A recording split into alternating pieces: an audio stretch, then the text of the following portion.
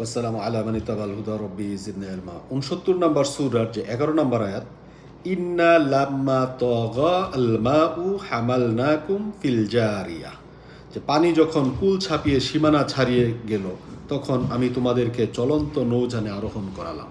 এই যে পানি, আর এখানে তগা যে শব্দটা, এটা নিয়ে হচ্ছে কথা।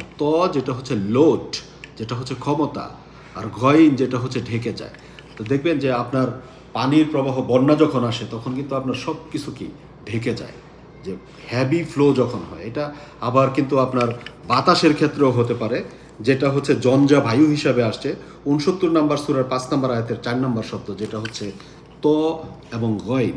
যেটা হচ্ছে যেটা হচ্ছে লোড, যে ক্ষমতা, আর গয়িন যেটা হচ্ছে কি আপনার ঢেকে যাওয়া। এরকম পানির যে ফ্লো, এখন এটা আগুন, পানি, মাটি, বাতাস, যে কোনো বিষয়ের যে ক্ষমতা, সেই বিষয়টাকে আপনার দিয়ে বোঝানো